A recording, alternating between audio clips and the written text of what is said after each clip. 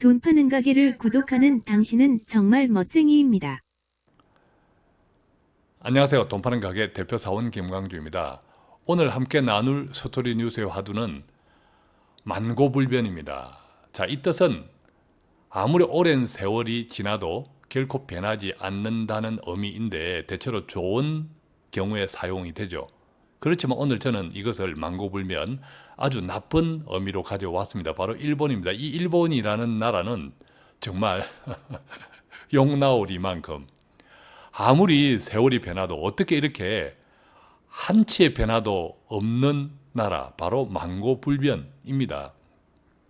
아시다시피 최근 일본은 우리 한국의 삼성전자, 하이닉스 또는 이 LG전자 등의 이 반도체와 디스플레이 제품에 공급되는 핵심 소재들을 수출 규제를 하는 일종의 경제 보복을 발표했습니다.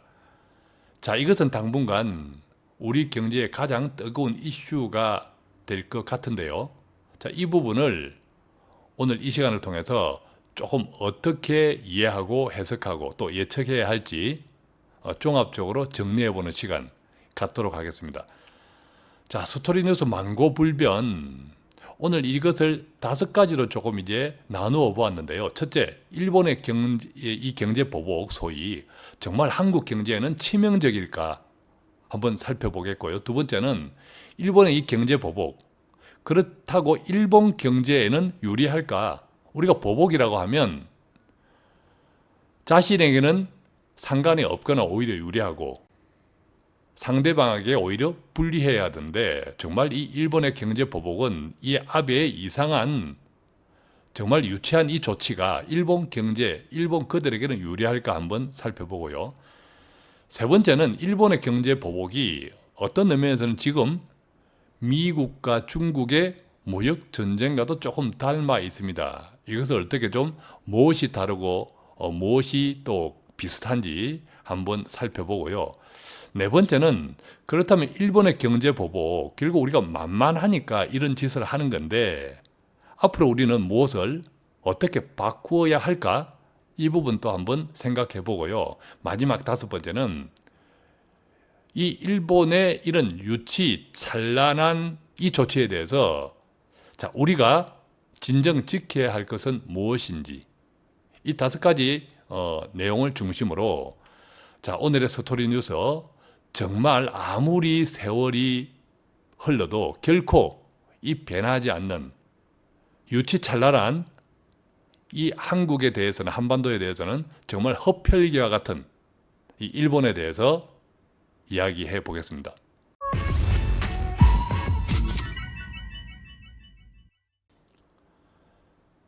자, 먼저 이 일본의 소위 경제 보복이라는 조치에 대한 개요를 대략 살펴보겠습니다. 우리나라 이제 반도체나 디스플레이를 생산하는데 핵심 소재라고 알려져 있습니다. 이 플루오린 폴리이미드, 일종의 PR이라고도 하는데, 이것하고 또 포토레지스터, 또 불화수소 이 등 한국 이런 제품들을, 일본에서 생산하는 이런 제품들을 한국 그동안에는 일본의 어떤 일본 생산성에 아무런 심사 조치 없이 한국에 무조건 수출했는데, 이제부터는 심사를 받아라, 수출 심사를 받고 허가가 되어야 수출해라, 이제 이런 것이 바로 이번에 발표한 규제 내용입니다. 수출 규제를 하는 심사 과정에서는 보통 한 90일 내외 정도가 소요가 된다고 하는데, 뭐 극단적으로 이야기하면 심사하고 수출하지 마라, 허가를 내어주지 않을 수도 있다라는 겁니다. 자, 구체적으로 이런 소재 부품들이 어떤 용도인지 한번 살펴보면요. 이 포토레지스터라고 하는 것은 일종의 이제 감광액이라고도 한답니다. 반도체 이 웨이퍼에 이 빛을 노출해서 회로 사진 얹을 때, 앉힐 때 활용한다고 합니다. 뭐 저도 전문가가 아니니까 잘 모르지만 중요한 것은 이 한국 제품에서 이 일본, 바로 이 PR이라고 하는 감광액, 일본에서 생산하는 어존도가요 91.9%라고 합니다. 그러니까 뭐 거의 100% 가깝게 어존하는 부품이다. 일본에서는 이 신에스 화학이라든지 서미토모 이런 기업들에서 이제 생산한다고 하네요. 두 번째는 이제 불화수소입니다. 일명 이제 에칭가스라고도 한다는데 이 웨이퍼를 세척할 때나 또는 뭐 회로의 패턴을 새기는 식각에 활용한다고 합니다. 뭐 읽어도 저는 무슨 뜻인지 잘 모르겠습니다만 어쨌든 이제 주요 부품 중에 하나인데 이게 이제 우리 한국 반도체의 한 43.9% 정도를 일본산에 의존한다고 하네요. 대체로 이제 뭐 스텔라라든지 모리타 이런 기업들이 있다고 합니다. 마지막 세 번째는 이 이제 디스플레이 제조, 디스플레이에 사용되는 핵심 부품이라고 하는데 폴리오린, 폴리이미드, 이제 OLED 패널 제조 등에 활용되는 필름이라고 하네요. 자, 이것도 굉장히 의존도가 높습니다. 거의 뭐 90%가 넘네요. 93.7%. 서미토모라는 이제 기업 등에서 이제 생산을 한다고 합니다. 어쨌든 이게 내용을 보면 뭐 가운데 이제 에칭가스 정도가 한 50% 정도 일본산에 의존하고 뭐 다른 두 개 뭐 PR이라고 하는 감강액이나 또 뭐 폴로린, 폴리이미드 같은 경우에는 90% 이상의 절대 의존을 하니까 이것들을 만약에 수출하지 않겠다라고 하면 당장에 한국의 핵심 수출 제품 바로 반도체 또 뭐 디스플레이 이런 등등의 크게 이제 차질이 있을 수밖에 없다는 거죠. 자, 이 내용을 두고 이게 일본에서는 위안부 합의 취소 또 최근 이 일제 강제징용 피해자들의 배상을 하라 이런 판결이 내려졌죠. 이런 배상 판결에 대한 경제 보복이다 이렇게 이해하고 있습니다. 자, 그럼 여기서 우리가 자, 이런 이야기를 지금 현재 이제 일본의 이 유치한 어처구니 없는 이 조치를 두고 우리 한국 내 여론 가운데서도 정말 이제 정쟁을 초래할 만한 이런 여론들도 언론들도 있는데 정말 개인적으로 안타깝습니다. 왜냐하면요, 일본이 누구입니까? 바로 일본은 유사 이래 이 한반도의 역사가 만들어진 이래 또 일본이라는 그 섬나라가 만들어진 이래 한반도에 빨대를 꼽고 살찐 유일한 나라가 바로 일본입니다. 그렇지 않습니까? 조선시대 그 왜구들, 조선 왜구에 의해서 우리 수탈을 당한 이런 지역들이 엄청 많죠. 경상도, 전라도 등. 또 뭐 우리가 정말 돌이키기도 싫은 이런 경술국지, 그죠? 또 6.25 전쟁, 6.25 전쟁을 통해서 일본은 어떻게 했습니까? 우리 동족 상잔의 전쟁 때 일본이 경제 부흥을 했습니다. 2차 대전에 폭망했던 나라가 바로 우리 한반도의 이 전쟁을 빌미로 경제가 성장할 수 있는 바탕이 되어서 정말 우리가 피를 흘리고 있을 때 그들은 돈을 왕창 벌었다라는 거죠. 이 가마우찌론이라는 것도 있습니다. 가마우찌는 중국에서 낚시를 할 때 주로 이제 좀 뭐 또 전통 낚시법이라고 해야 하나요? 이 가마우찌 새, 목이 이제 긴 가느다랗고 긴 이런 가마우찌 이 새를 잡아서 가마우찌가 생선을 탁 물면 가마우찌 이 목에 끈을 묶어서 가마우찌가 삼키지 못하도록, 그래서 가마우찌가 낚시한 것을 이 가마우찌를 당겨서 어부가 가마우찌 입속에 있는 생선을 이제 채워가는 것이 바로 이제 가마우찌인데, 이 가마우찌로는 지금 우리가 일본하고 이렇게 수출, 수입 이렇게 보면 수입이 훨씬 많죠. 왜냐하면 부품 소재들을 일본에서 굉장히 많이 이제 수입하고 있기 때문인데, 지금 이 뭐 일본의 경제 보복이라고 하는 반도체 디스플레이 핵심 소재에 대한 수출을 규제하겠다. 이것도 이제 이것 때문에 나오는 건데, 이 가마우찌로는 결국 이제 한국이 반도체라든지 여러 뭐 디스플레이, 뭐 TV 이런 큰 상품들을 제조해서 전 세계로 팔 때 일본은 거저 앉아서 이러한 우리들의 핵심 수출 상품들의 부품을 일본에서 공급하니까 우리가 장사를 열심히 잘하면 일본은 앉아서 돈을 번다. 이래서 가마우찌론이라는 것이 있습니다. 그러니까 보면 이 일본은 유사일에 한반도에 정말 빨대를 꽂고 살찌온 유일한 나라가 바로 일본입니다. 그런데 이 일본이 뻔뻔하게도 지금까지 과거 사에 대해서 제대로 진정 어린 반성을 안 합니다. 자, 그러니까 이 일본은요, 우리나라의 관계뿐만 아니라 전 세계적으로 이 돈에 관한 이 경제 정의는 뭐 말할 것도 없고 그 어떤 대의나 신의도 없습니다. 신의도 없이 오직 자신의 이익만을 위해서 이 한반도뿐만 아니라 그동안 세계 시민들의 피를 빨아온 흡혈귀와 같은 나라가 바로 일본입니다. 자, 그런데 일본이 이 아베가 정말 아베스럽게 이번에 이 조치들을 발표하면서 어떤 이야기를 했습니까? 뭐 신뢰 이야기를 했죠. 신의 이야기를 했습니다. 그러니까 일본은 정말 이 신뢰, 신의를 논할 수가 없는 국가가 바로 일본입니다. 그러니까 이게 얼마나 어처구니 없는 이야기입니까? 우리가 이번에 이 일본의 경제 이 조치에 대해서 정말 지혜롭고 또한 냉정하게 대응해야 하지 않을까 하는 생각을 이 지점에서 가집니다.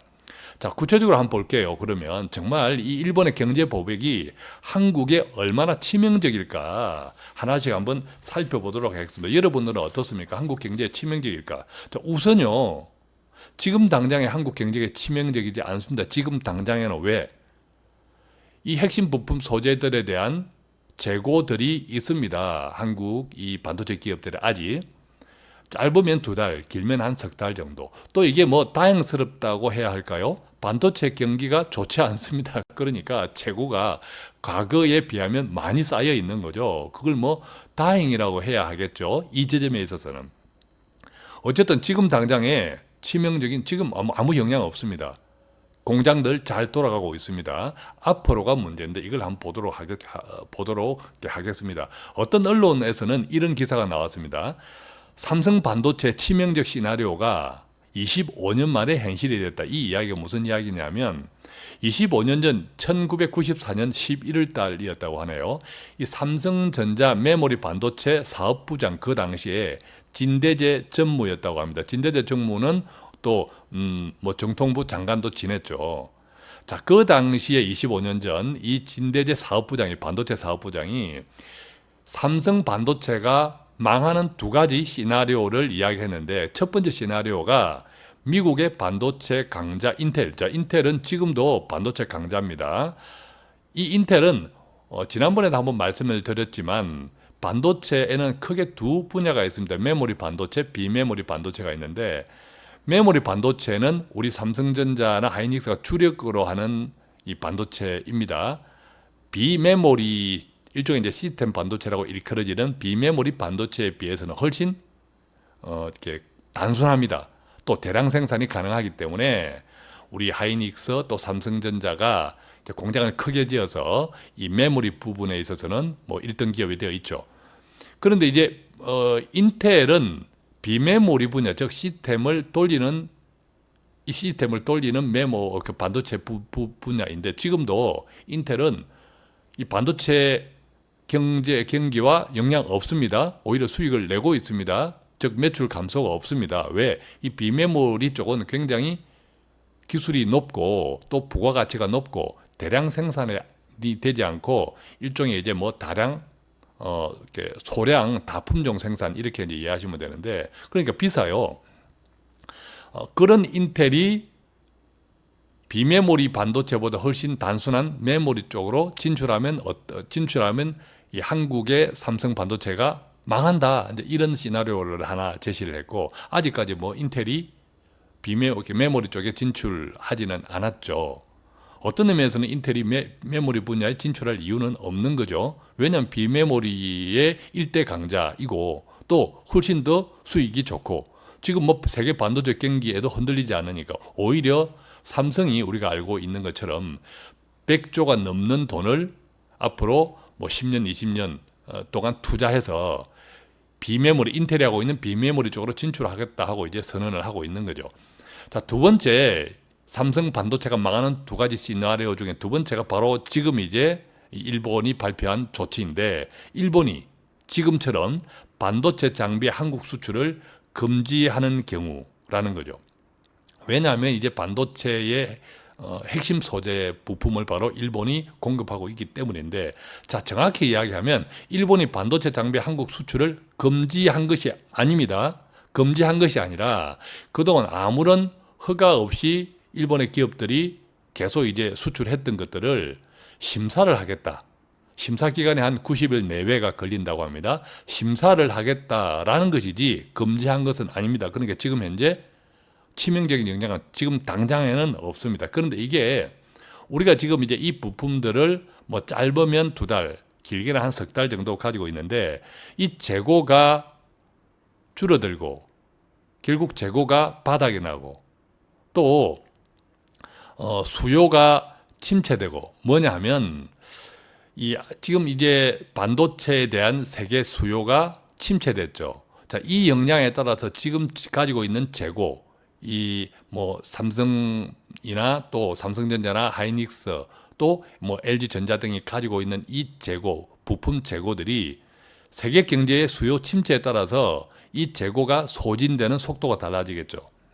어쨌든 이게 당장에는 생산 차질이 없지만, 그러나 이 재고 물량이 없어지면 뿐만 아니라 이 부품들을 다른 데서 구해올 수 있는 대체 구매가 불가능하면 진짜 그때도 이제 치명적이라는 거죠.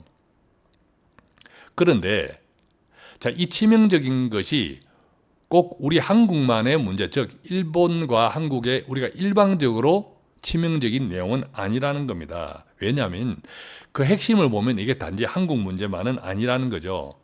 일본뿐만 아니라 이 글로벌 경제하고도 다 관련이 되어 있다는 겁니다. 자, 이 일본의 경제 보복 과연 이 한국 경제에 치명적일까는 이어지는 이야기들을 계속 이제 이해해 보시면 조금 이제 도움이 될 건데, 또 이제 북한 문제도 있습니다. 결코 이 반도체 핵심 장비, 핵심 부품에 대한 공급 문제는 일본이 오래 가져가기 힘들다라는 이야기를 제가 드리는 겁니다. 왜냐하면 또 북한 문제도 있거든요. 자, 북한 최근에 이제 트럼프와 또 한국의 대통령 그리고 또 김정은이 3자 전격 회동을 판문점에서 했죠. 그때 일본의 아베가 굉장히 또 수세에 몰렸습니다. 일본 정치에서는. 왜냐? 일본이 패싱됐다는 거죠. 일본은 몰랐다. 일본의 통보도 없었다. 패싱됐다. 자, 북한은 이 한반도 통일에 대해서 일본은 굉장히 긴장하고 있습니다. 왜? 한반도가 지금 분단으로 계속 냉전이 유지될 때 일본도 역할이 커지거든요. 미국과의 관계에서도 더. 그런데 한반도가 통일이 돼버리면, 즉 뭐 통일까지는 안 가더라도 이 냉전이 없어지면, 통일까지 안 가더라도 일본은 굉장히 역할이 축소됩니다. 목소리가 작아지죠. 또 뭐 북한과의 관계에서 이 일본인들 납치 문제 해결해야 될 것들이 많죠. 또 북한 자체가 자원 국가이기 때문에 우리 한국에 비해서는, 일본 입장에서는 만약 이게 한반도 화해 무드가 정착이 되면 굉장히 초조해집니다. 그런데 그 과정에서 소외가 되면 더 문제가 어렵게 되죠.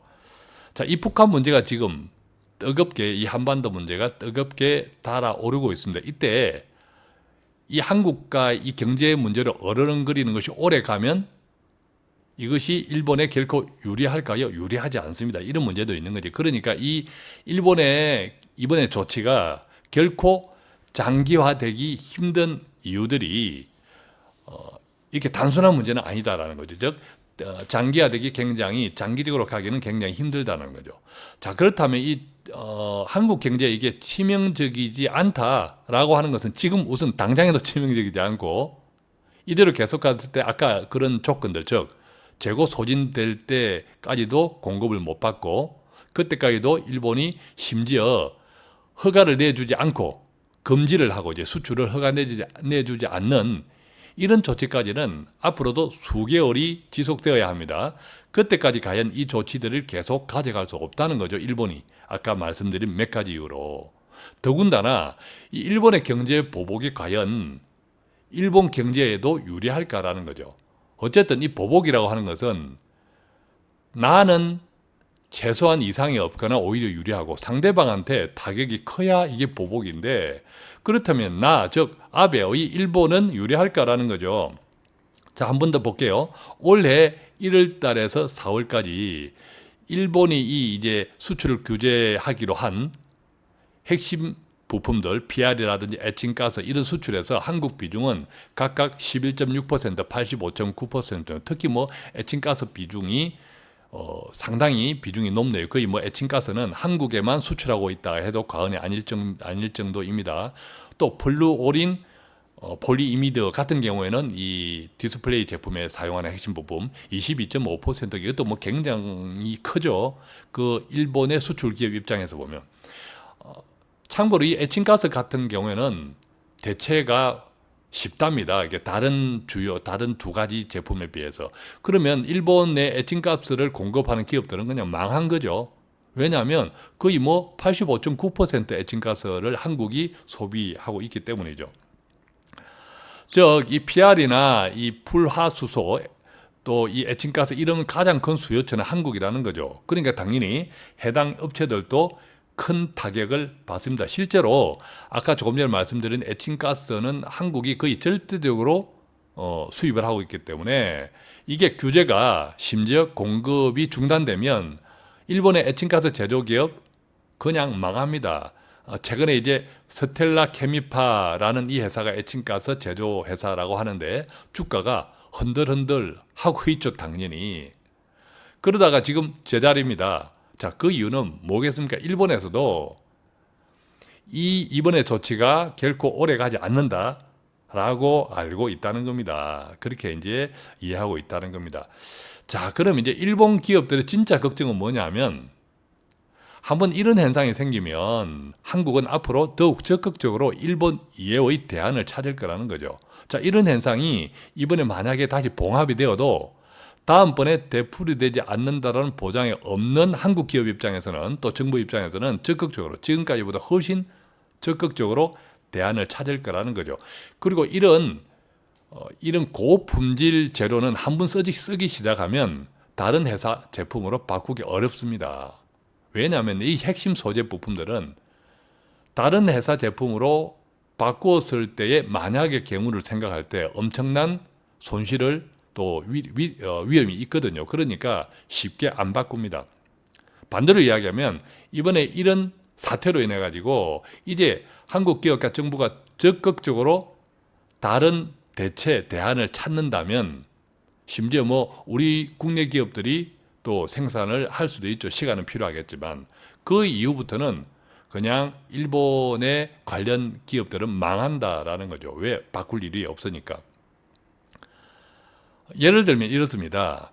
최근 이제 이번 사태로 인해서 JSR, 일본의 JSR이라는 기업의 이 주가도 흔들흔들한다고 하는데 이 JSR이라는 기업은 한국 반도체 이 기업의 EUV라는 것이 이게 아주 자외선인가 하여간 그렇대요. 저도 잘 모르지만 EUV용 레지스트를 공급하는 회사라고 하는데 이 업체가 일본에 있지 않고 제조 거점이 벨기에에 있답니다. 그러니까 제조 거점이 벨기에에 있으니까 이번 일본의 규제 조치에는 관계 없습니다. 제조 거점이 벨기에에 있으니까.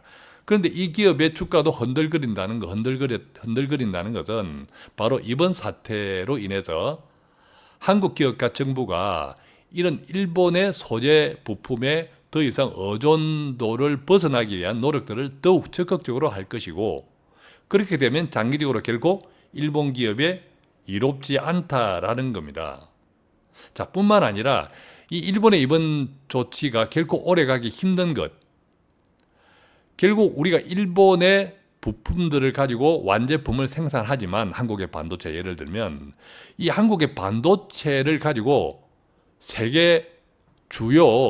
전 세계의 IT 기업들이 또 다른 제품을 만드는데 사용을 합니다. 컴퓨터라든지 예를 들면 카메라라든지 스마트폰 등등. 그러니까 이 소니라든지 파나소닉 또 도시바 등 대부분의 일본 이 ICT 업체들조차도 이 삼성전자 등에서 메모리를 공급받아서 자기 또 제품을 만들거든요. 그러니까 서로 맞물려 있다는 거죠.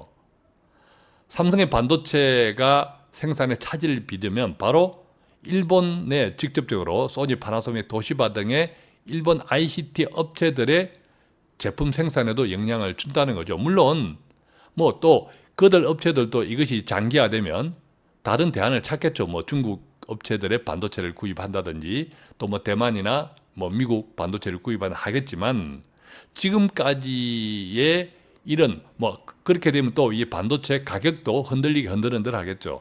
등등으로 이 일본 당장의 일본 기업들에게도 역풍이 간다.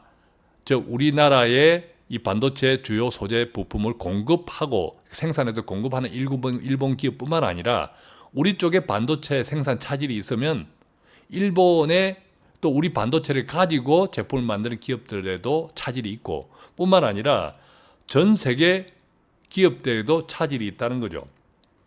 자, 구체적으로 보면 우리나라 이제 삼성전자가 이 D램이나 낸드 같은 제품을 소니나 사표 등에 공급하는데 약 연간 7조 원 정도 어마막대한 판매를 하고 있고 SK 하이닉스도 뭐 D램, 낸드 같은 품목을 뭐 1조 841억 원 정도를 소니, 닌텐도, 파나소닉 등에 공급하고 있다고 합니다. 작년 기준. 또 LG 디스플레이 또 뭐 TV용 OLED나 LCD 패널을 뭐 2조 원이 넘게 일본의 소니나 도시바 등에 이렇게 공급하고 있다고 합니다. 자, 뿐만 아니라 아까 말씀드렸듯이 이 한국의 이 LG전자에서 생산하는 이런 디스플레이나 또 삼성전자 하이닉스의 반도체를 가지고 미국과 유럽 등 이제 전 세계 글로벌 IT 기업들도 사용을 하고 있기 때문에 이 한국의 어떤 의미에서는 그들 기업에는 한국이 핵심 부품인 거죠. 이 한국의 핵심 부품에 차질을 입으면 전 세계가 흔들거립니다. 그만큼 지금 한국의 이 반도체 위세가 대단하다는 거죠. 자, 그렇기 때문에 지금 당장 우리가 미국과 중국의 이 무역 전쟁으로 또 보호무역주의가 급증을 하면서 세계는 이 보호무역에 대한 비판의 목소리를 한 목소리로 내고 있습니다. 그렇다면 이 지금 일본의 이 규제가 계속 간다면 일본은 무슨 이야기를 할 수 있을까요, 앞으로? 그래서 이걸 종합적으로 보면 결코 이 문제가 장기적으로 갈 수 없다. 그러니까 지금 당장에도 한국 경제에 치명적이지 않습니다. 어쨌든 이 규제는 최장 90일의 시간이 있고 또 금지된다는 것도 아니고 심사를 하겠다는 거니까. 그 다음에 또 그 기간까지 몇 달까지 갈 수 있을까? 지금까지 말씀드린 이유로 결코 가기가 힘들다. 그래서 이 조치를 이번에 이 아베의 조치를 아베의 임박해 있는 참여연 선거용 자기들 우익 결집용으로 사용하는 카드다. 그래서 선거 끝나면 허지부지 없던 일로 될 것이다. 라는 이제 예상들을 하고 있는 이유입니다. 돈 파는 가게 단골이 되시면 매일매일 신선한 돈 되는 정보가 배달됩니다. 세 번째로 살펴볼 것이 바로 일본의 이 경제 보복, 이것이 미국과 중국의 무역 전쟁과 어떻게 다를까라는 건데 사실 상당히 비슷합니다. 그렇지만 다른 점도 큽니다. 자, 예를 들면요, 일본의 과거사 문제는 사실은 핑계입니다. 일본이 뭐 과거사 문제, 신뢰 어쩌고저쩌고 얼토당토하는 그들이 결코 써서는 안 되는 용어, 그들에게 무슨 신뢰가 있습니까? 그들이 결코 쓸 수 없는 단어를 입에 달고 그걸 핑계 삼아 이번 규제를 하는데 조치를 했는데 본질은 미중 무역 전쟁과 흡사하다는 거죠. 그러니까 길게 보면 짧게 끝날 일이 아니라는 겁니다. 결국 또 되풀이될 수 있다. 우리가 정말 이제부터라도 적극적으로 잘 준비를 해야 된다는 건데, 자, 일본 경제 볼까? 일본 경제는 우리가 지금 좋다고 이야기하잖아요. 그렇지만 그 내부를 들여다보면 상당히 왜곡되어 있는 것들이 많습니다. 예를 들면요, 일본 주식시장의 최대 큰 손은 바로 일본 중앙은행입니다. 일본 정부라고 해도 과언이 아니죠. 일본 주식시장의 시가총액의 6 내지 7%를 일본 중앙은행이 소유하고 있습니다. 정말 이게 특이한 케이스입니다. 이걸 이제 한국 주식시장에 적용을 해보면요, 우리가 코스피 코스닥을 뭐 시가총액을 한 2,000조 정도로 볼 때 여기서 한 6, 7%면 한국은행이 한국의 기업들 주식을 한 140조 원 정도 사가지고 있다, 투자했다, 이런 꼴하고 비슷합니다. 이해되십니까? 한국은행이 돈을 찍어서 그 돈으로 한국의 기업의 주식을 무려 140조 원 정도 사가지고 있다. 이것이 바로 일본 중앙은행의 이상한 행동입니다. 자, 그렇다면 돈을 찍어서 샀겠죠? 만약에 주가가 떨어지면 정말 엄청난 또 위험이 있습니다. 두 번째, 이 천문학적인 국가부채 우리가 알고 있습니다. 일본의 국가부채는 GDP의 무려 240%입니다. 일본의 국가부채가 GDP의 240%인데 그래도 우리가 안전하다고 하는 이유는 97% 정도 그 국가부채를 일본 개인들이 가지고 있습니다. 일본 국민들이. 주로 그 채권의 이자율은 제로입니다. 이자가 없는 채권을 일본 국민의 97%가 일본이 정부가 발행한 국가부채를 가지고 있어서 큰 문제는 없다고 하는데, 한국은 비교하면 40%, 한국의 국가부채, 정부부채 GDP 대비 한 40% 뗄랑말랑합니다. 그런데 우리는 엄청 법석을 또 떠는 경우도 있죠.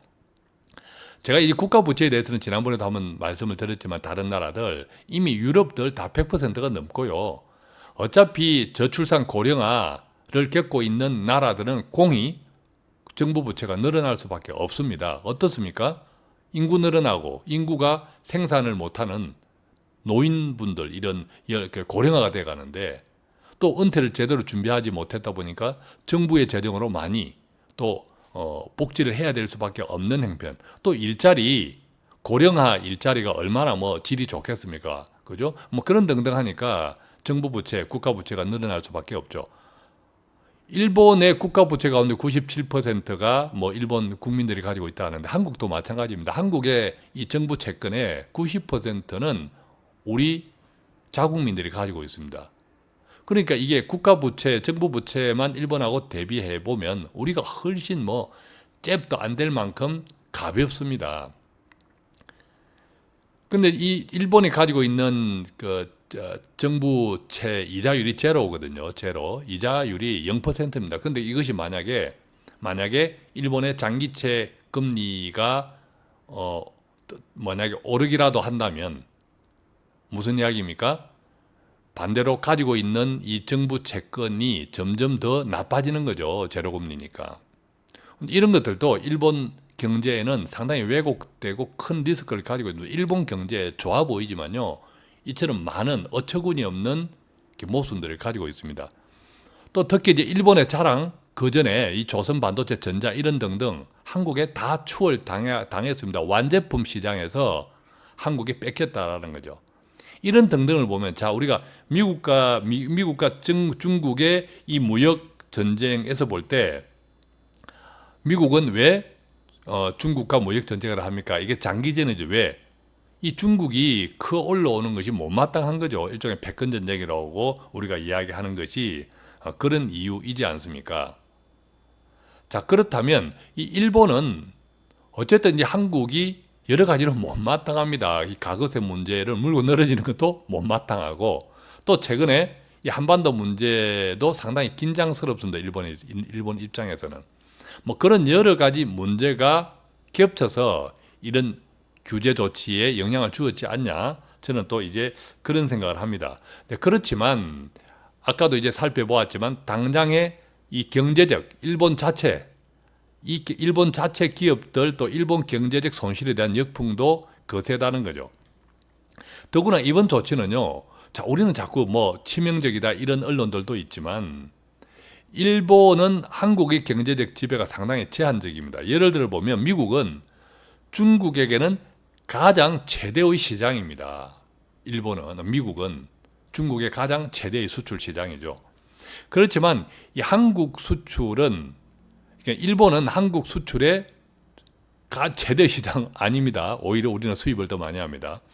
또 한국 수출은 전 세계에 골고루 수출을 하고 있습니다. 그래서 한국의 수출은 전 세계 글로벌 경제의 바로미터 주요 지표 가운데 하나가 바로 한국의 수출입니다.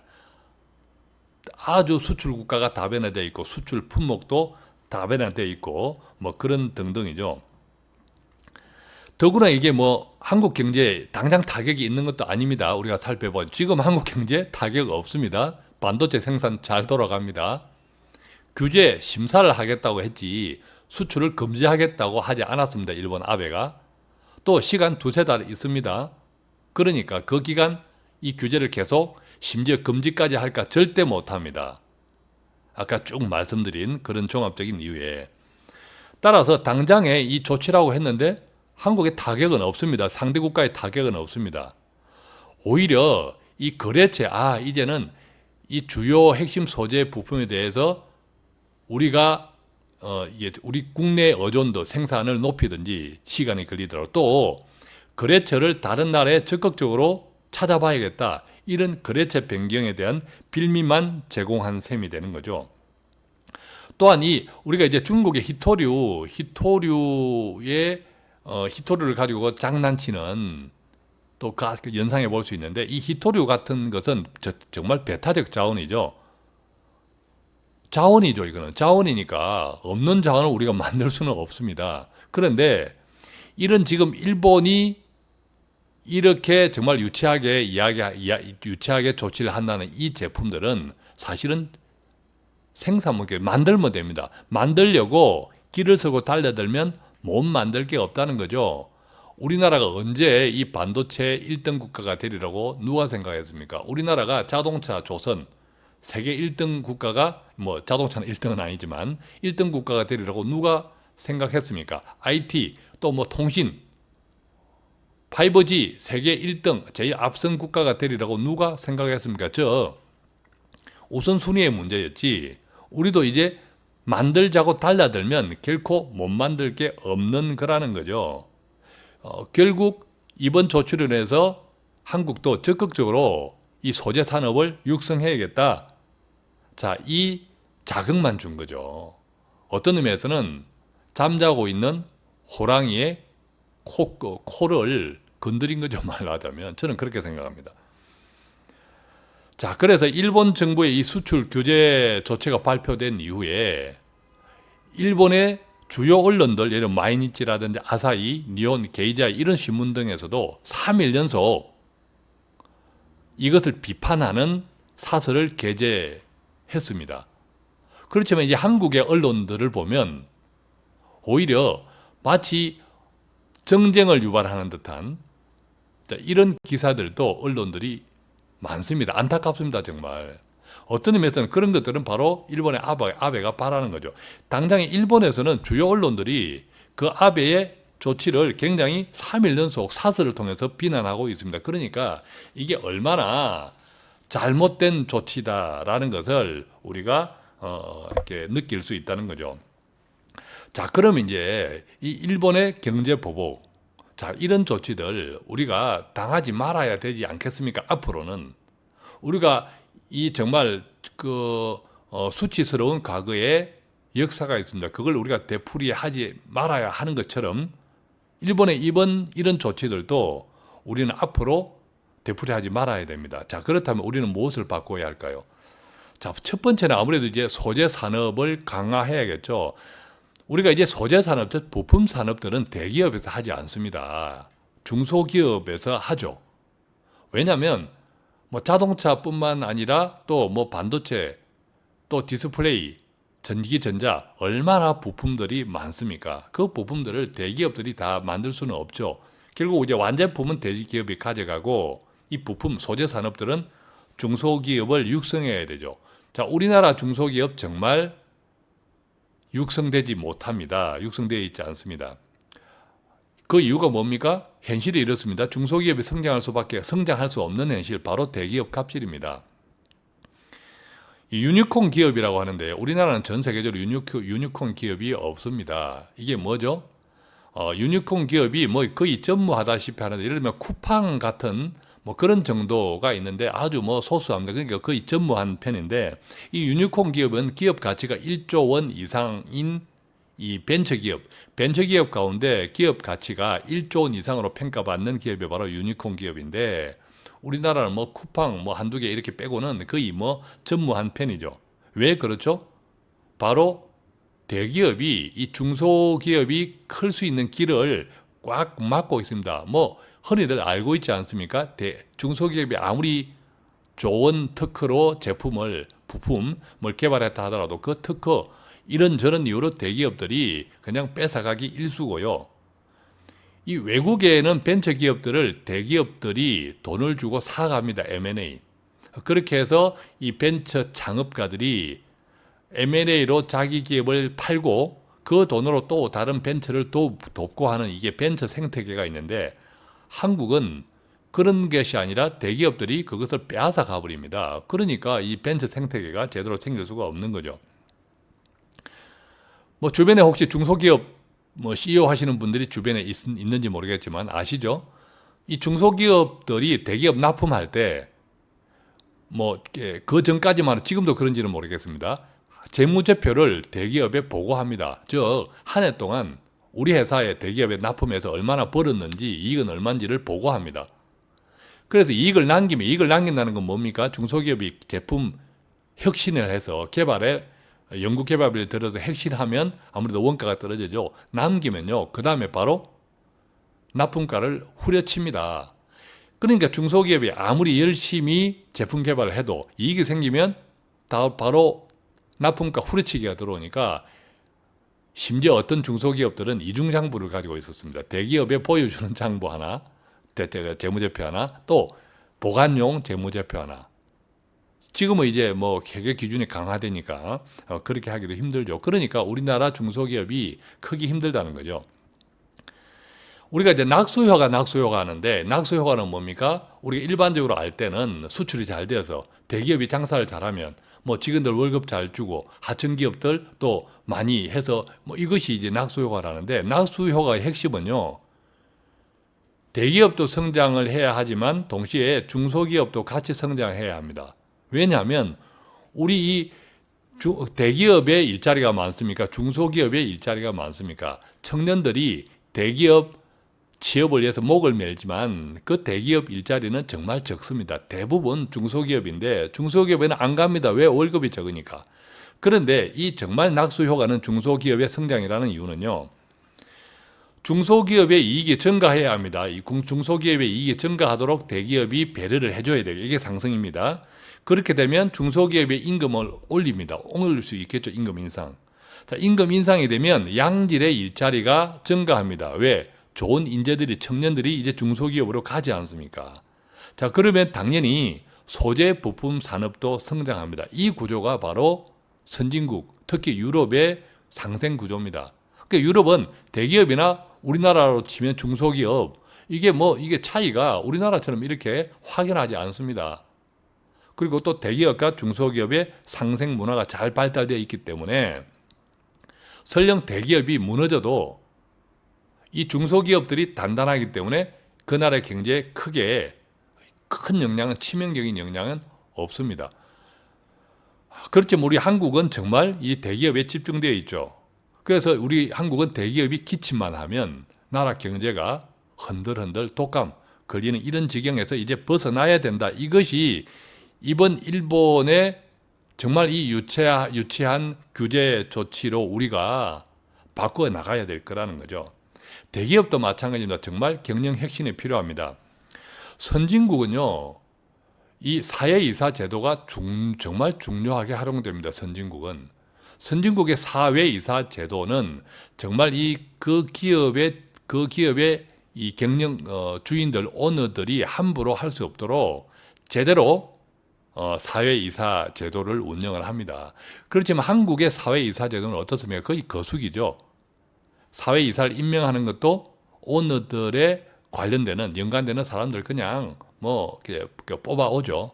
그러다 보니까 이 사회이사들이 눈치 보기에 급급하고 대기업들 이 오너들의 거수기로 전락한 지 오래되었습니다. 그러다 보니까 이 한국 대기업의 이 사회이사 제도가 바뀌지 않는 한 이 대기업들의 잘못된 경영 문화 이것이 바뀌지 않는다는 거죠.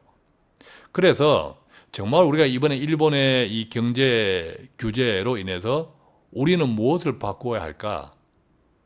소재 산업 강화, 그러면 중소기업을 육성해야 되고, 중소기업이 육성되려면 대기업들의 이 행포, 갑질도 정말 근절되어야 하고, 또 그를 통해서 중소기업이 성장하면서 중소기업의 이익이 증가하고 소득이, 월급이 올라가고 좋은 일자리가 창출되었을 때 또 선순환으로 소재 부품 산업이 성장할 때 그것을 우리가 낙수요 효과가 제대로 된다.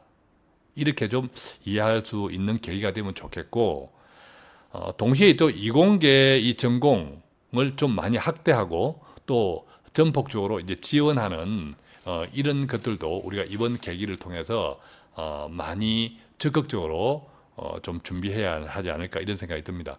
자, 그렇다면 마지막으로는요. 이번에 일본의 이 얼토당토하는 이 허펼기 같은 이 나쁜 뭐 정말 아베 나쁜 놈입니다. 우리가 지켜야 할 것은 무엇일까요? 우리는 정말 지켜야 할 것이 무엇일까요? 저는 배가 고파도 함께 지켜야 할 것이 있다고 믿습니다. 여러분은 어떻습니까? 설령 이번에 이 일본의 조치가 우리한테 치명적이고 우리 경제에 정말 치명적일지라도 그래서 우리가 배가 고프더라도요 함께 지켜야 할 것이 있다라는 겁니다. 저는 그렇게 생각합니다. 예를 들면 위안부 할머니 문제라든지 강제징용 배상 문제는 개인의 문제가 아닙니다. 혹시 그렇게 생각하시나요? 우리 민족의 혼과 을이 걸린 이 민족의 자존심 문제라는 거죠. 민족의 혼과 을과 혼이 걸렸다는 겁니다. 동의하지 않습니까? 그러니까 일본 보십시오. 일본이 진심으로 언제 사과한 적이 있었습니까?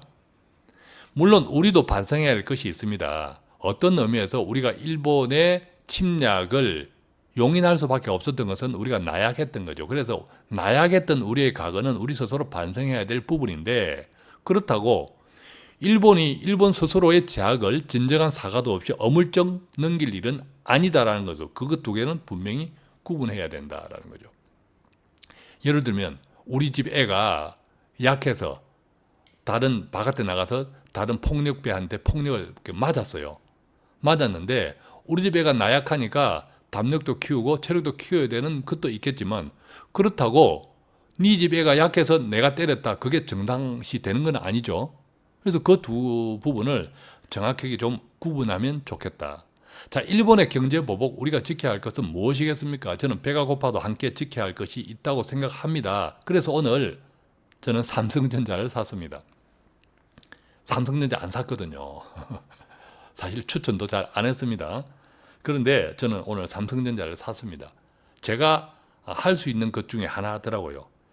자, 여러분들은 무엇을 하겠습니까?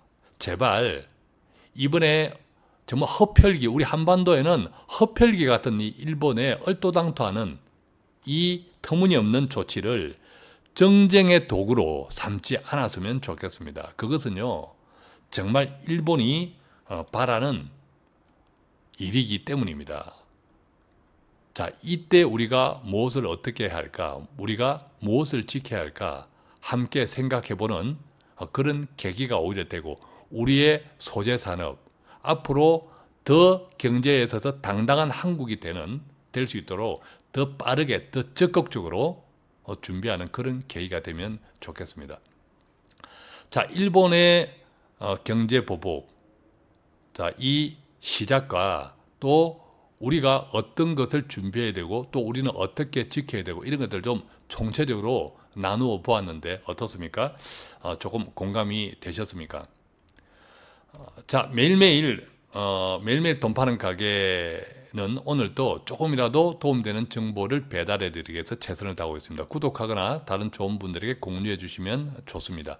간단한 문의는 02536-0153으로 전화해 주시거나 카카오톡 불러서 친구 맺고 1대1 채팅창 이용해 주시면 됩니다. 자, 주말입니다.